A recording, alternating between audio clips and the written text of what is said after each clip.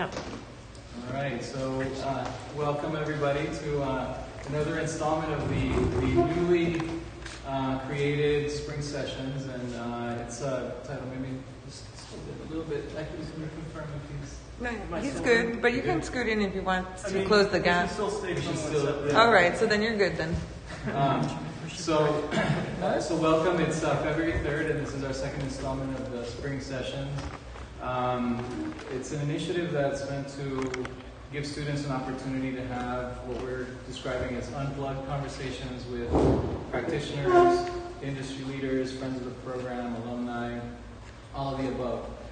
And the panelists today are folks that are some very dear students who are now 10 plus years out of the gates, as it were, and they have journeyed through different experiences, professional experiences, family experiences. There's some big happenings on the family front. So we're going to talk about that. And I wanted to thank Colette and John Stewart and Charlotte and our staff and the students who are here.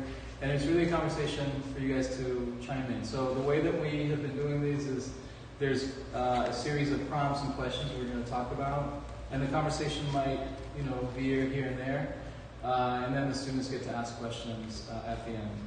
So we're joined by, from left to right here, Jose Alvarez, class of 2013. Chris Cabezas, also class of 2013, and a little inside story which I'll get to. But Tyler Schwartz is a year prior. Got his MLA in 2012. These folks are all principals of their company. Tyler Schwartz Design has been going now for 10 years plus or so. And Chris and Jose teamed up recently, and they're in the process of branding their new entity. But I remember the story when you guys showed up on the last day of the application deadline to submit your portfolios. Tell us a little bit about that. How did that happen? Both of us have a very similar background on how we came to this profession. We're non-design backgrounds. And procrastinators. And it was probably within the last 15 minutes that it was due, and we had to bring in the application. And back then it was the hard copy. Yeah, it was a hard copy. I had no idea of how to submit a portfolio or anything. So all the pictures I put in there still had timestamps, and it was very, very amateur.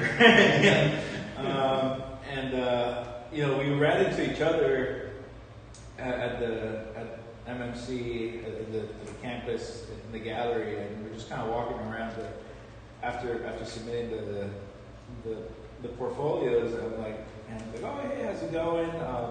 What are you here for? He's like, oh, I just applied for the landscape architecture program and just made it. I'm like, me too. and we kind of just met there, talked a little bit about the background, and then we're just, all right, well, good luck. and then a few months later, first day of class, oh, you made it. Oh, cool.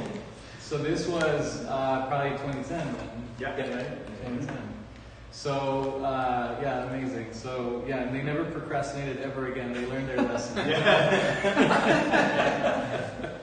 And Tyler Schwartz, Tyler joined us. Tyler's background, you actually got a master's in environmental and urban planning, correct, from UVA. That's right.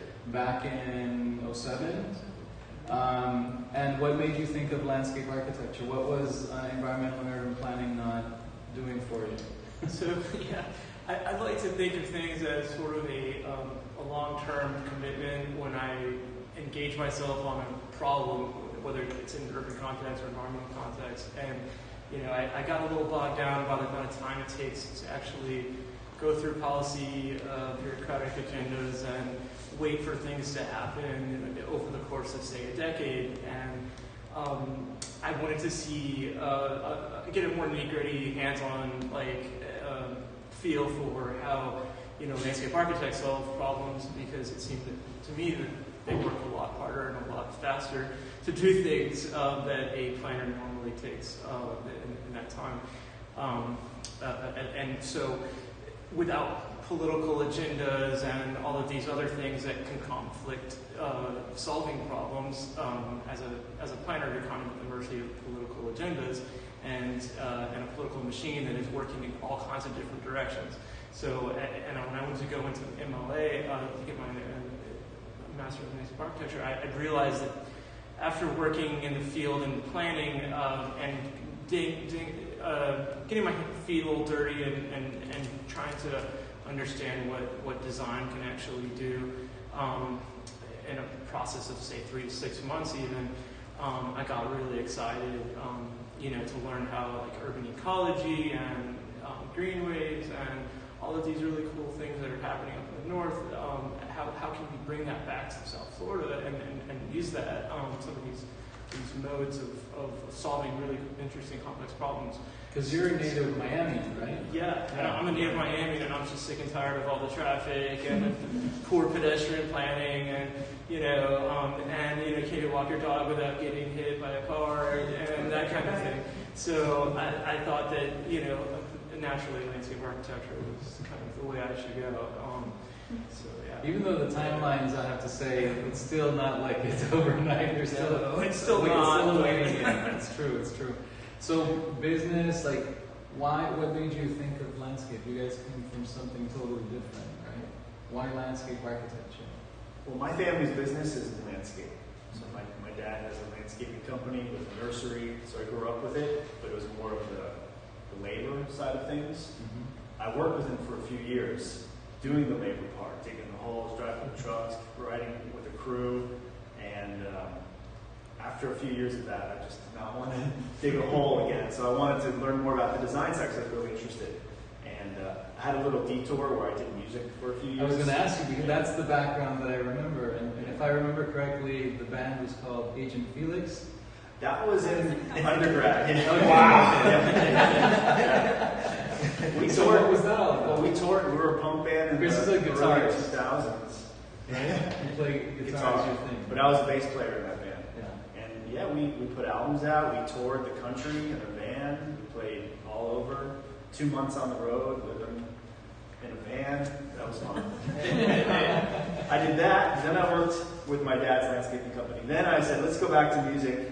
I started a little guitar business where I was teaching guitar lessons. I was in another band. I couldn't see a future in that, and that's when I came back to landscape, and then I discovered landscape architecture, so I really didn't hear about it until my late 20s. I did not know about it. How did you hear about it? I was researching landscape design courses. And I was thinking I would find maybe a 1-month course, a 6-week course. They didn't have anything like that, but FIU had a program, and I was living in Delray, and 3 years. Oh man, this is a lot more than 6 weeks that I was looking for, but I thought about it. I'm like, you know what, this is what I want to do, and let me go for it. How did you research it? What did you... You know what, I had no idea what a landscape architect did. So, speaking with my family, my dad recommended, why don't you call up the local office, see if you can visit the office. So I called up Krent Wieland, who is a landscape architect in Delray Beach. Amy Wieland is now studying and getting an MLA. She's in her first year. Oh, the daughter. The daughter. Is working there. Oh, great. Stephanie Portis, who now runs PLA in Boca, she was like the lead office, the lead designer there, and they were great. I called up. I know nothing about landscape architecture. Can you give me a small little 5-minute tour breakdown? Well, they gave me a 1-hour tour of the whole studio, the whole process of all the sketches they did, all the drawings they did. And after that, I was like, this is it. I know this is what I want to do. I love the studio atmosphere, and it was a great piece of advice that I can give to people that are unsure about the direction they want to go, architecture, any kind of graphic design. Just go to an office and see if you like that atmosphere. And that's when I said, that's what I'm going to do. Awesome. And Jose, what about you? You were a business major at Yes. FIU, right? Yeah, so my original degree was in finance and international business. And when I got into that, well, number one, I graduated right around the crash, so 2008. So there was definitely no jobs in finance at the moment when everything was tumbling down. And similar to Chris, my family had a landscape business, so I decided to help start managing that, and got exposed to planting design and that part of it kind of intrigued me a little bit, and I said, well, let me go back to school now that the economy is kind of on the whole, and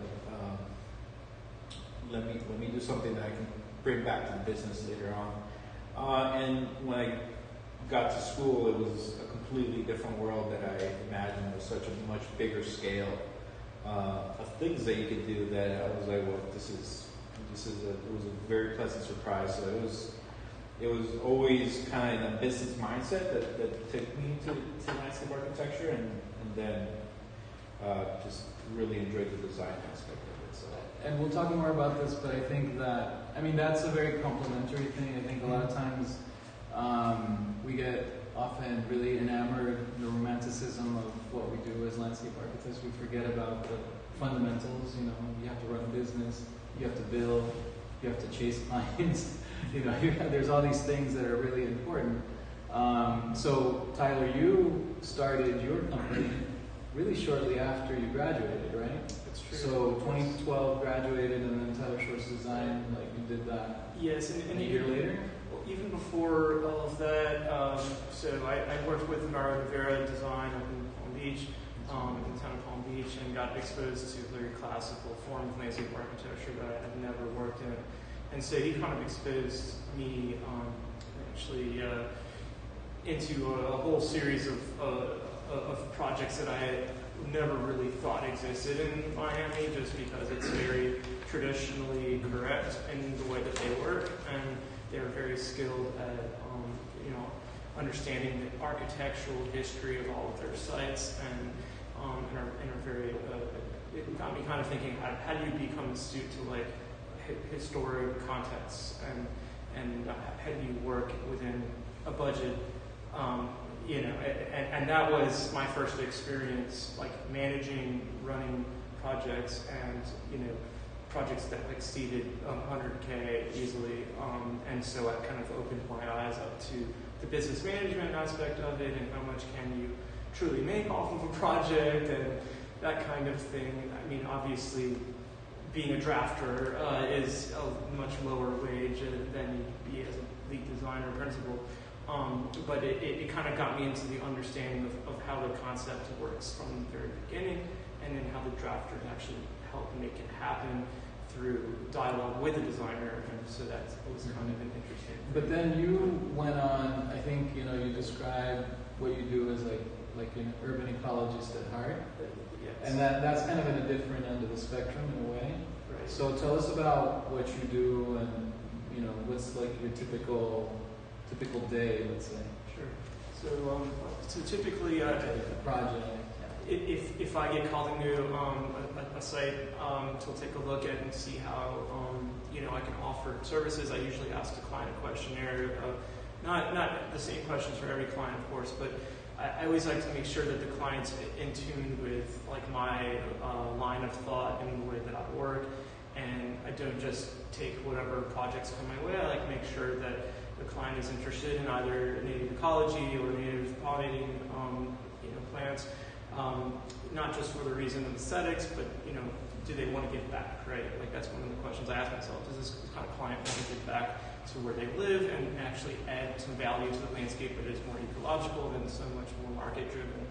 And once I understand that client's motives and program, I'll basically explain to them, how we work and how everything has to be exactly minimum 50% native, if not 80%, 90%, 100% native. We try and strive to make sure they understand these site programs, and I essentially would do a site survey with after getting the proposal signed.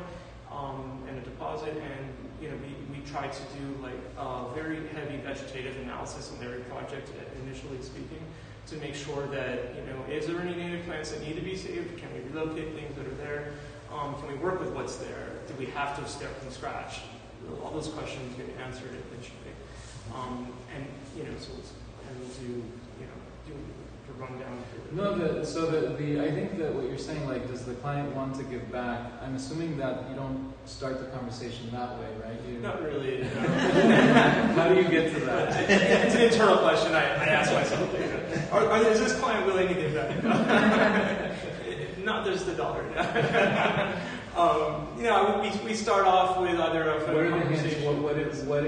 What are the kinds of things that you talk about that kind of frame that? You're sort of convinced that that's the right mindset. Right. I have to kind of ask a lot of questions about like how that person is going to use the site and see if there's any parallels to how I would like to see the site come to fruition and whether or not it's going to mesh well into the functionality of what they are going to use the site for. And most of my work is all, just about 95% of it's residential. So, I mean, a lot of the times it's fairly clear, understanding what that program is usually just either recreational, sitting, passive, relaxation, or is it something that, and so when I ask all these questions to see how I can kind of form a design program out of what they want to get out of the site to utilize the site for their advantage, whether it's entertainment or if it's for their kids to play, I always ask those questions to see, can I find ways of, once I do my site visit and walk around with them for a good hour, sometimes it's even 2 hours, I get to get a really good feel of do they have a family? Is there kids that want to use the site as well? How many folks do they normally have over, and that kind of thing. That kind of helped me. How do we engage like both ecology and design program on the site? Got it. And Jose and Chris, you guys worked. Maybe tell us a little bit about how you guys transitioned after your masters. What did you do? And today you guys are starting a new venture together. So I want to know more about that and what you plan for that. So we both got jobs right out of school. Actually, I had to wait a few months. So it took about 4 months for me to find a job. It felt like a long time at that point. But I ended up at Raymond Jungles, and Jose ended up at EDSA pretty quickly. And we worked there for a few years. I worked there for just about 2 years, and then learned a lot. I took a 1-year break and traveled the globe for about 15 months straight. Where'd you go? What did you do? I spent 9 months backpacking South America, Colombia, Brazil, Uruguay, Argentina, down to Patagonia, then up through Chile. A lot of 18-hour bus rides and get into Patagonia, up through Peru, Machu Picchu. That was 9 months straight. And then I went to Europe, backpacked for 3 months. I bought a foldable bike and I rode from Naples to Rome. It was 200 miles on a little foldable bike, and I would camp along the way. I did that on the French Riviera from Nice to Marseille. And I did it in Thailand, I did it in Japan, I went through Asia. I just always had this dream of traveling. So that was my moment. If I don't do it now, before being married, before having kids, I'm never going to do it.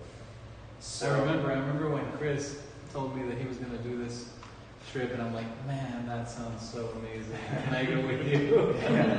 You used to tell us your travel stories about Japan and all over the world, so I'm like, I got to do that. Yeah, that connection of just travel and is such a. I mean, for any designer, no matter landscape or architecture, I think it just catalyzes learning. You just realize things. Well, what did you take away from that trip? Well, what was great is after having studied at FIU, the landscape program, having worked for Raymond Jungles, your eye changes, your sense of what you look for. So I really made it a point. I'm like, if I'm going to take a year off and not work, I need to get something out of this. So I really made it a point to document beautiful gardens. Like in Japan, I went to all the gardens I could. In Brazil, I went to Berlin Marx gardens. took photos, took sketches. I tried to go with the idea that I was doing research for my future work. So I wanted to make it somewhat productive, but also have a blast doing it. And that was my approach. I kind of looked at it. I was a little older. When you're traveling like that, it's a lot of 18, 20, 22-year-olds. I was going in my 30s. So I was like, I'm going to go with a different mindset, a little bit more of a mature approach of just partying all the time. I wanted to see the culture, the sights, the history. And that's what I did. And how did you document it? I'm curious. Lots of photos. I started a blog. And that was really great too, because when you're writing a blog, you have to sit down and put your thoughts on paper. And really that's a time where your ideas solidify. You're like, you have all these ideas, but when you finally put it on paper, it's like, okay, this is what I'm thinking, this is what I can take. And it was like a journal too. I could go back and look at the blog. I posted photos, essays, sketches. I read a few of them. It was very cool. Jose, what about you? Graduated. I did a short trip, only a few weeks, but same, kind of ventured to Japan, China, Hong Kong, just something that was completely a little bit of a culture shock and different. And traveled by myself. That was probably one of the first times I really was traveling by myself to places that it's just even hard to communicate. So it was definitely a very interesting experience. And then when I came back, I kind of hit the ground running at EDSA, where I was there for 8 years until recently. Did you have the job with EDSA before you went on your trip? I interviewed and then I left. So not knowing what they're doing. Yeah, it was just I told them, whether you're gonna hire me or not, I'll be gone for a few weeks. So, and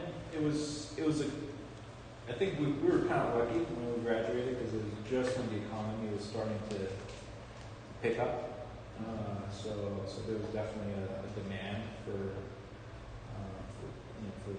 new talent and entry level people. So it was definitely a good time. So 8 years at EDSA, and just up to recently that Chris. I snatched him up. Chris had been for about 3 years or so. He planting the seed. It's great if we work together. Come on, man. What do you think about it? He's like, how's your benefits? Benefits.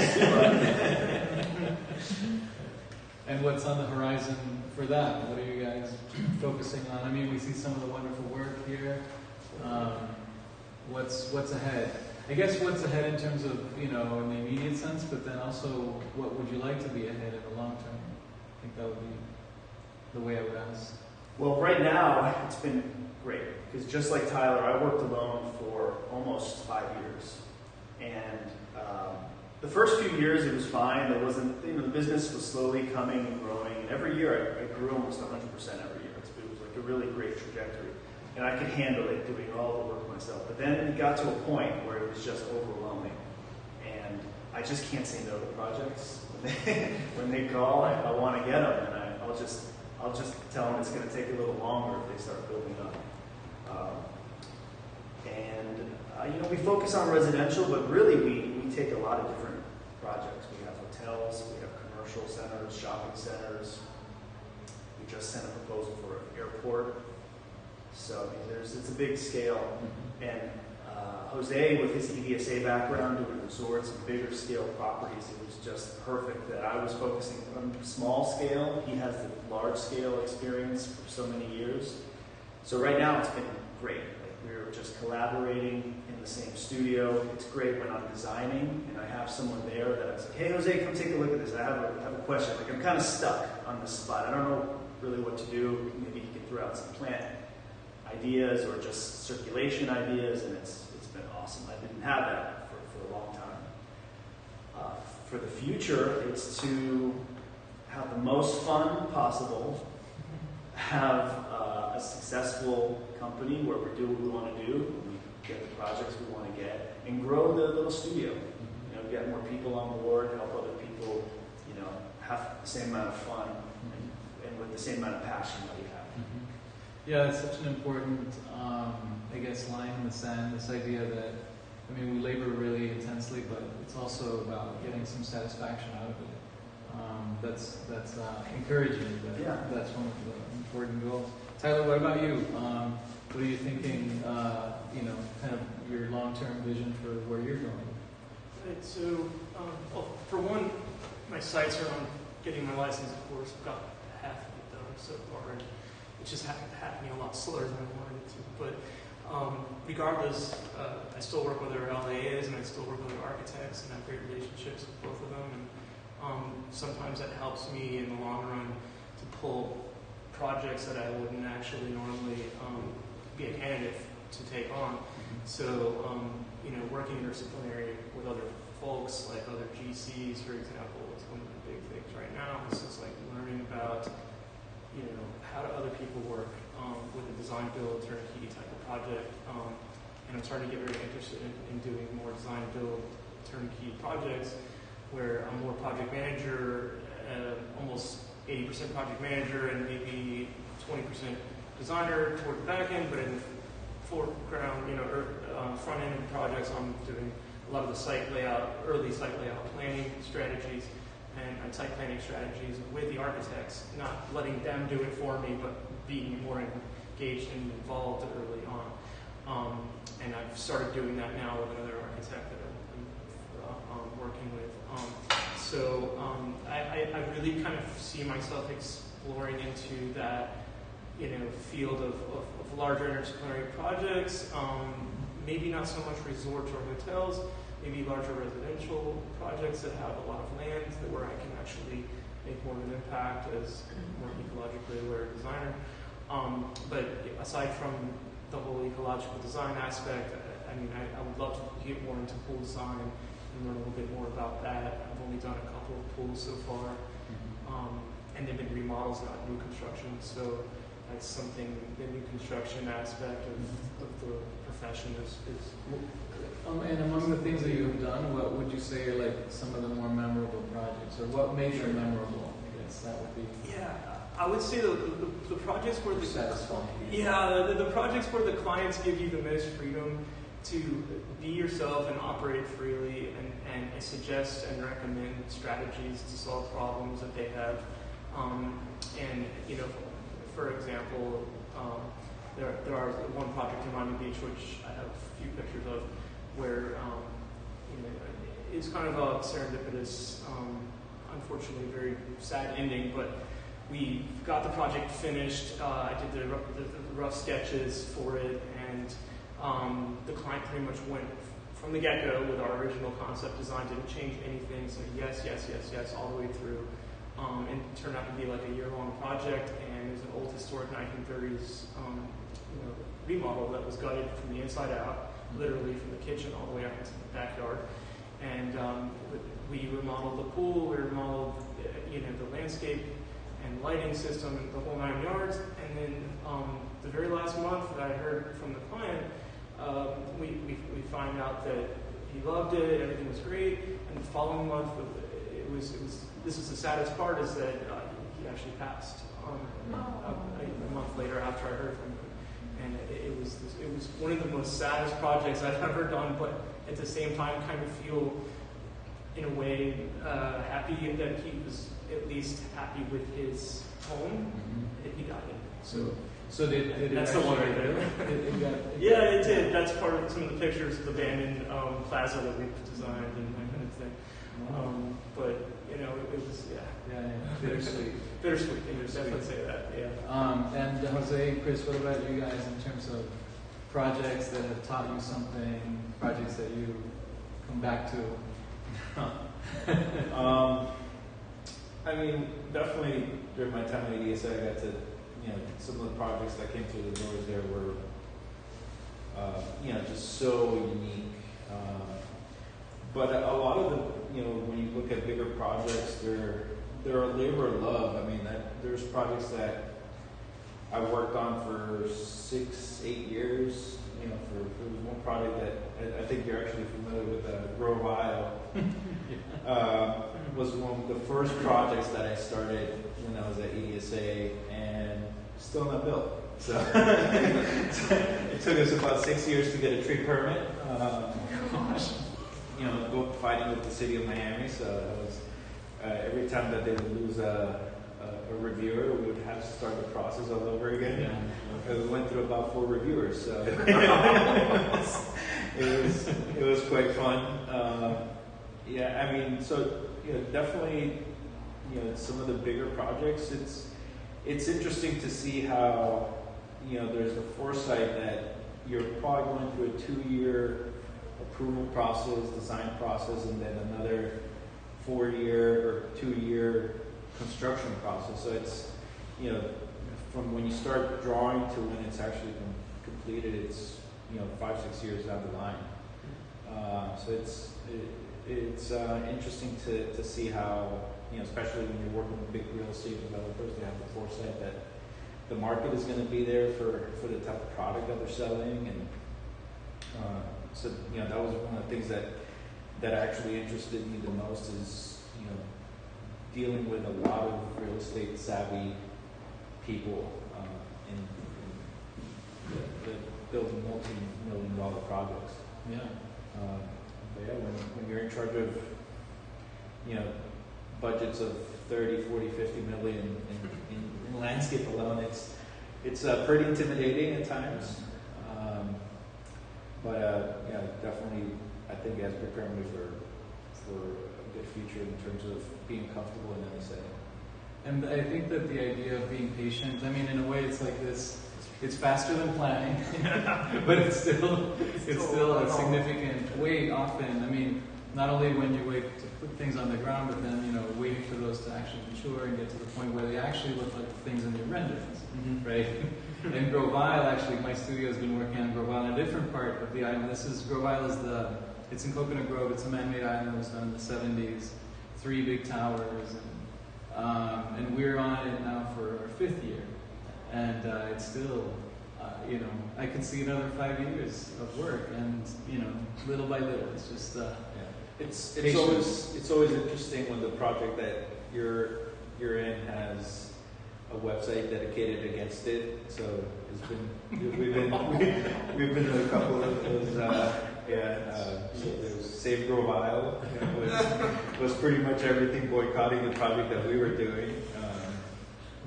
And it's, you know, the planning. I would say one of the more memorable things was when you go into the bigger developments that you have to go into development reviews and present to the community what you're doing, and you just have to sit there and, you know, take it in the chin that, you know, like, what you're doing is terrible and it's causing traffic, or it's too tall. You know, those are usually the 2 biggest problems. You know, the height and the traffic. You know, that's what you're always fighting. But it's an interesting realm, dealing with commissioners and backroom deals. Yeah, and as far as the scope that you take on in your companies, you know, one of the things that we started talking about in the session earlier this week was the network that you build, and, you know, like, how much do you do? Who do you team up with? How much is that a factor? I mean, Tyler, you have like a kind of this passion for ecology and sustainability. Back to the solar decathlon days, Tyler was one of the landscape students who actually built it, helped build what is now in our North Campus. And that was a big collaborative effort. So what is the network does the work come to you from architectural firms, engineering firms, directly from clients? How do you? Sometimes it comes from architects. Some of the larger projects that I've collaborated on were architecture that were passing the lead to me for the landscape, and a lot of those projects that I've done like that, it's out of another landscape architect that needs a consultant to help them design because they're not local and they want something that someone that has local knowledge, can bring in local contractors and that kind of thing. So so I mean, a couple examples of that would have been like a hotel collaboration I did with an architect. It's a very small hotel compared to what you guys mentioned you do, but but it was my first hotel, and I kind of was really happy to have participated because it was 100% native plantings and in some areas, and we convinced the owner of the site that he shouldn't do everything tropical like he wanted in order to save water and to be more environmentally sensitive. But and then there was another project where we got to participate with another LA that was redeveloping the towers of Key Biscayne. That was a big project for us. And so that was probably all in it's a rooftop garden actually, and so we had to crane all the trees up, and it was quite a fun fiasco watching fully grown trees that are with their root balls and everything just hoisted up 90 feet in the air and being in control of the whole operation somehow, being on the bottom and on the top floor, and you actually literally don't have a way of controlling the crane operator, so you kind of have to speak to the guy that does control the crane operator, and those kinds of projects can be a lot of fun. I noticed the gray hairs on your beard. Yes, that would be from that. Craning 90-foot full-grown trees. Yeah. Some stresses there. Yes, yes. And then for you guys, the network that you're starting a company, but obviously you've been at it for a number of years now. What are some of the collaborations or the folks that you team up with historically? How do you build that network? I guess that's an important lesson. The more you work, the more you just make connections and you get referrals, and jobs come from places that you would never expect. You went to school with someone that now works for a company that needs something, or you met a developer on one project and need you for another project. So the main calls I get are from architects, developers, homeowners, of course. Sometimes civil. They are part of a project and they bring landscape in. Arborists also bring in work for us, and that's all part of the team. They all have a say. The architect gives you the site plan. The client has their vision for what they want to achieve. You might have to change it based off of something the civil does. Sometimes we do use collaborators with other designers that have a specific idea, like someone that knows native plants, or maybe interior designers that want to bring the inside and outside into a connection. So the idea of a network is kind of interesting, because in this room we have some really interesting networks. John Stewart and I, who's sitting in the back, put together a studio on reimagining the National Park of the 21st century. In that studio, we had... exactly. So we had landscape and architecture, and Fiorella and Chris are now married, and they have a child. How old now? 2-year-old. So it started in studio. So it's because of the very old John Stewart. That's right. We take full credit. That's right. And similarly, Jose and Christine, they just had a baby, 6 months old now. Annabelle, right? And they went through the program, same cohort. That's right. So that network grows. Magic. And I just had now is she's part of the team now. Part of the team now. Partner. Yeah. You convinced me to quit and join them. That's right. So so it is truly a small community, a really strong community, and I think we're all really fortunate to have it and to be able to have conversations like this. So I wanted to maybe turn it over to the students, and have them ask any question, really, of these gentlemen up on stage. Can we ask you what level you are, or what program you're in? Well, we're all classmates, and we're in our 4th year of landscape architecture Rose and I actually started in D1 undergrad and are now in our 4th year. And Christina is a formative student who joined us in our class. So they have they next year will be their last graduating year. Their master's project will be next spring, a year from now, right? And it'll be here faster than you imagine. When we were in your year, we were putting on the bash. That's right. I have it on my notes here to bring that up. So these guys were bold enough to put together. This is like, I think what year? That was 2012 or something. 2012 was the bash, but 2012 was it was the class of 2010. Right, who started planning it. And this is a conference, a landscape architectural conference that is done by and coordinated with programs across the country, but it's really student led. I mean, the students reached out, put together the program. The entire machinery was really engineered and designed by their group and executed, and it was amazing. I mean, we had over 300 people, I remember, national level landscape architects and academic scholars, industry professionals. We were at MBUS. Actually, it was one of the first big events at MBUS.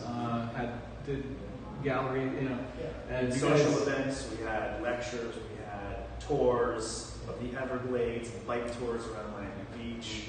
It was 3 full days. It was amazing. We rented the Colony Theater.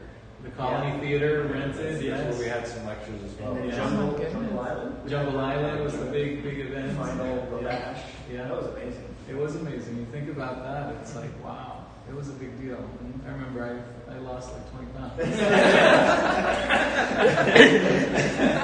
Because, actually, I kid you not, I think I lost like 15 or 20 pounds because we did accreditation a week after Labash or before? It was all. The famous quote that I come back to all the time is like, it seemed like a great idea at the time. Because I thought we're going to have this big exhibit, which we had in the VA gallery, on the studios, we're going to like put everything up. Why not take advantage of that momentum and, capitalize on all the things that were happening with Labash? So we had like 2-3 weeks of madness because these things were next to each other. But it was. I remember those days really fondly because it was such an amazing moment I felt for the program to be at this level, nationally, and just invite, all these folks. So I thank you again, for all the hard work after these years. That's all kind of back to your question about the network. I still run into people that were at those conferences, at professional conferences, or we work together.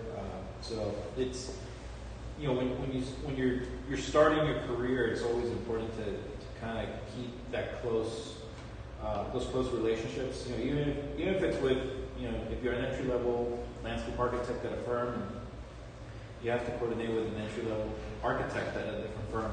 Those are the people that will be the decision makers in the future, right? And those are the ones that could potentially team up and give you work down the road. So it's always about keeping those close relationships. Absolutely. Go to conferences. Yeah.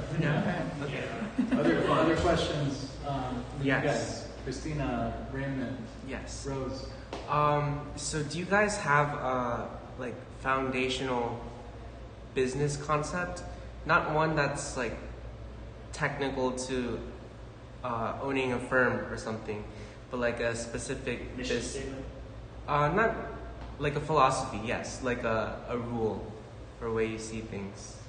I tried to do one when I started, and I'm sure it's in there, but I don't have anything written. I have a website, and so I took some time to come up with a sort of philosophy that I wrote there, but not really. I think I just know the direction I want to go. I want to enjoy my work, have fun with it, of course, make a living, and me, not so much. Maybe that's different. It's sort of a similar concept. If you can't have fun at what you do and you're taking projects that aren't fun, you shouldn't be doing it. It's just too much work to go through the ropes and hoops that design process and the budgeting, crunching process of, most projects end up encapsulating you toward the end, and you're just like, you want to be able to not just, have something that pushes you, but you don't want to have it so defined that you close things off too. So I guess in a way, you've got to have an open mind and be inspired by certain things as you're practicing. If you're not feeling that inspirational push, then you've got to find your inspiration for each project and really make it, something that's yours and not the client's. Because what will happen is the client will drive everything if they want to. And some of them will all the way to the end until they'll run it into the ground and crash and burn. There's been clients that I've come across that are so decisive on how they want everything done. You wonder why in the world they even begin to hire a designer to begin with. So, and there are lots of folks like that out there. But and even big projects, with that people own large amounts of capital, and they want to just have things the way they see it, but don't care about the permitting process and don't care about, So you've got to have a business mission that you're not going to take certain projects that don't meet those end goals for you to continue to stay inspired throughout your career. I think that's pretty. As we grow, though, I think it's important to start thinking about that, because when you're young and just starting off, like you said, you don't even know what you want to do yet. You're taking jobs, you're seeing how you do things, how you design, and your philosophy grows and it changes through time. Now, as we're bringing on more people and growing the business, I can see that's going to be important for us to hire the right people, so we have that philosophy, like we want this type of atmosphere, this culture, this type of work. So I see that being important as we grow. Yeah, I think, I predate you by some years, but, I remember reading this really interesting, very short little reflection by, this was like a business CEO. And I remember, I graduated in 1998, but when I started the practice here in Miami back in 2011, the premise of this reflection was that as this business leader, one of the practices that he or she did was to sit down and imagine yourself in the place, in the office, wherever it is that you want to be 5 years from now, 10 years from now. But not just like as a mission statement or a foundational sort of strategy about anything like that. Rather, it was, where are you sitting? What does it look like? What's the furniture like? What are you looking at? Who are you working with? Who's next to you? Like, that environment and visualizing that was an amazing opportunity to reflect. And I encourage you guys. I did that, and then I filed it away. I put a date on it. I put it on my calendar. And I'm going to open it in 5 years. So this was like 5 years ago. And it's remarkable, because what you think about, what you imagine, it just kind of helps guide you in some level. And it's really,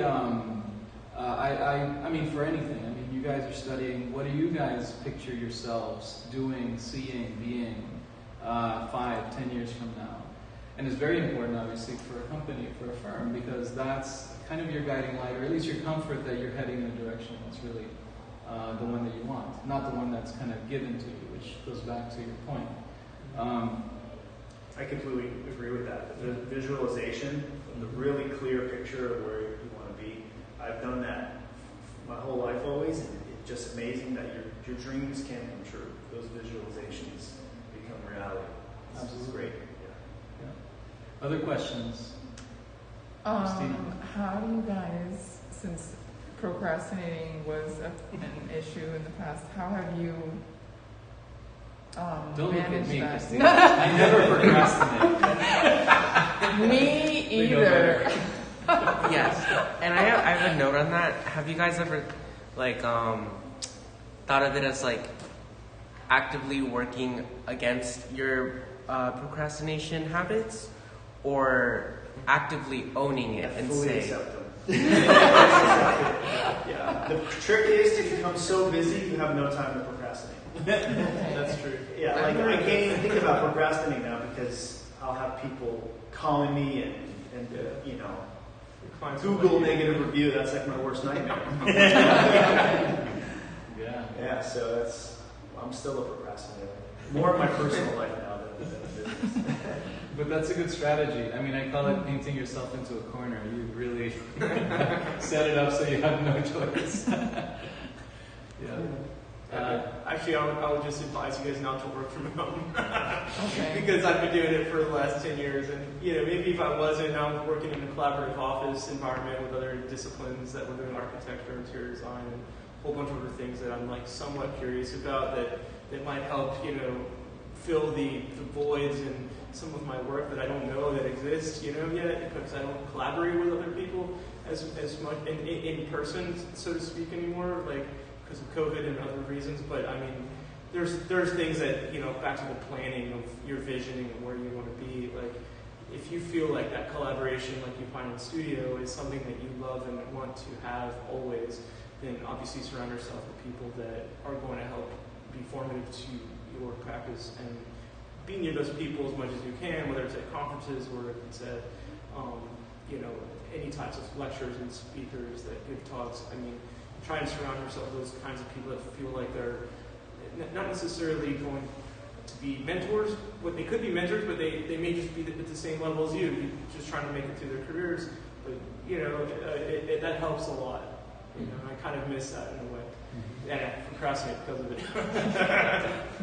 Great. I think one of the things that I read recently is that the biggest asset that you'll ever have is time, right? It's more valuable than money. It's really finite resource. It's a finite resource. So, finding ways to manage your time is critical. And one of the things that I've started to try doing is, even though we're pretty busy at the office, I try to schedule, work windows as to like, okay, I have this project, I'm going to dedicate the next 3 hours to that. And I'll put that in my calendar, right? And it's just a way to kind of keep track on yourself, and also there's a little bit of an urgency.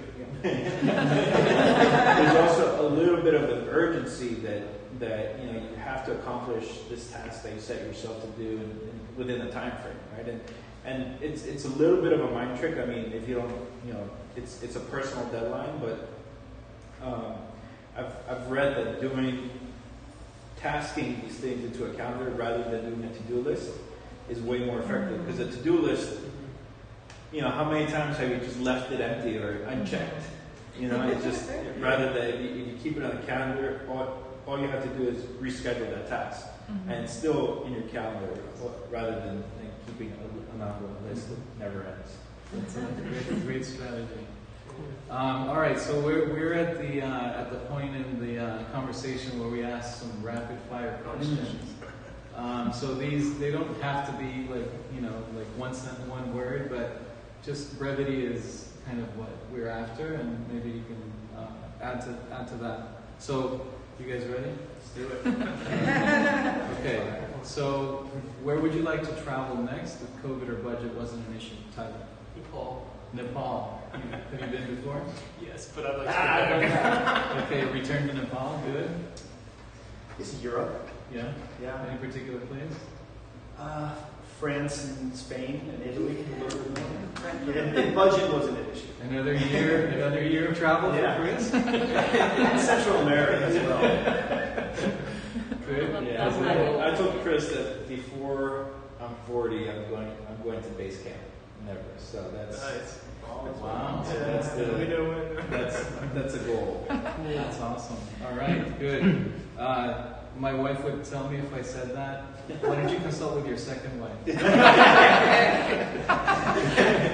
Same goes for motorcycles. All right. Favorite meal, Jose? Barbecue. Burrito. Burrito. Oh man. I don't know, man. Jeez. Native banana bread. berries. Vegan banana bread. Vegan banana bread. Yes. Do you have a recipe? I've been messing with a whole bunch of them since the pandemic. All right. A little more esoteric. What's your favorite sound, Chris? My son laughing. Yes. Jose? How can I compete with that? He's going to say, A Who from the 6-month-old? What's the frog from Puerto Rico? Cookie. Oh, Cookie. Oh man,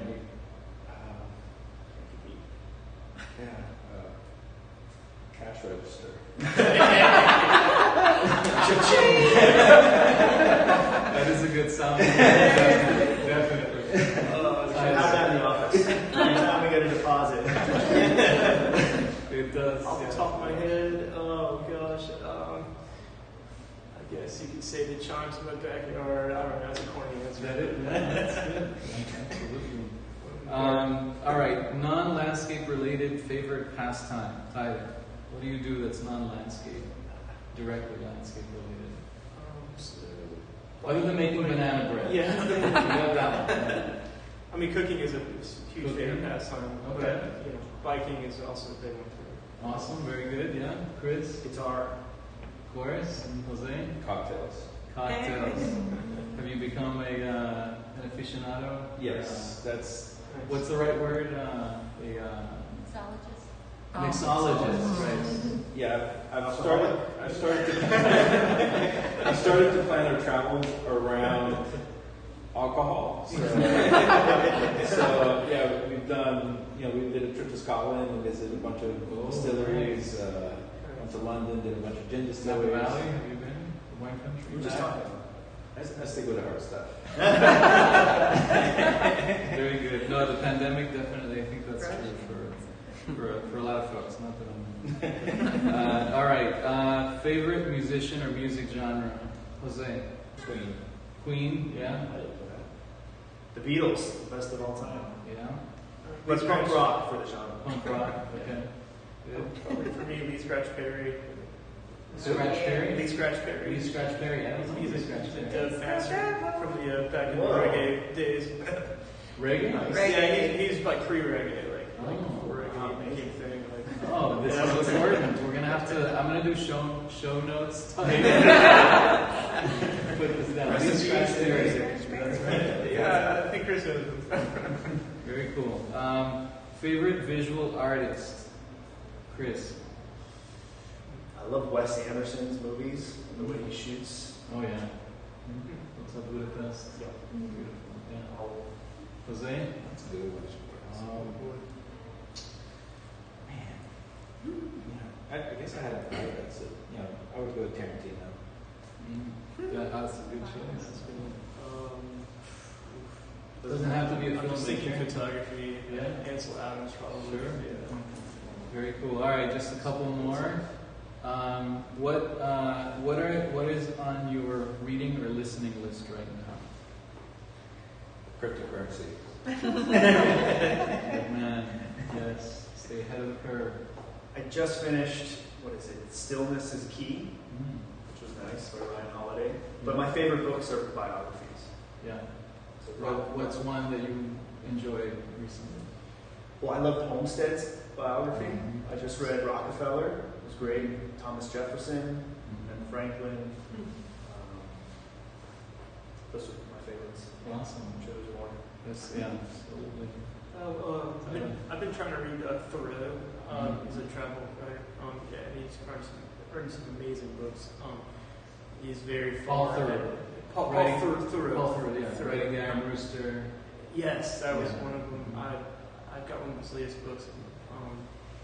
Can't remember off the top of my head right now because it's been a while. But anyhow, Yeah. most of his books are just Great, really yeah. wild, So travel. very esoteric travel writing. Absolutely, great. Yeah, I enjoy him as well. All right, last question. What do you do to disconnect? Tyler. Say get out into the yard for a good solid day. Okay. It helps me a lot. Yeah. Spiritually disconnect from bad things. I'll connect to spiritually reunite myself. Got it. Okay, very good. Working out back for a day. Yeah, Chris? Probably a 3 mile plus run. Yeah. Below that, I'm feeling the stress. But after 3 miles, it's like, okay, I'm in the run. Yeah. Very zen moment after that. Yeah. It Jose? hurts so much that I forget everything. Cocktails? No, during the pandemic, I started riding bikes, so cycling. And no earphones or? I do, That's but dangerous. I bought the ones that are they kind of sit outside your ear and they're like Yeah. through the bone conduction, so like you can still hear what's Still be happening. aware of what's going on. It's a dangerous sport. Mm-hmm. In Miami. In Miami, but then again in Miami, driving a Hummer is dangerous. So it's an extreme sport. Cocktails is much safer. Great. Well, I want to thank all of you for making time to join us. It's special for us to have you here and be able to reminisce a little bit and to know what you're up to and what's ahead and your ambitions. I think this is always an inspiration for people in roles like mine, like John's, like all your faculty, to kind of see you guys. We know you from sitting in front of your desk trying to figure things out, and now you're on doing amazing things, and it's always great to see that. And it's not always just about the successes. I think that the trials and what you learn and the ups and downs, this is all part of it. So but congratulations on where you are and where you're going. Thank you. Thank you. All right. Thank you.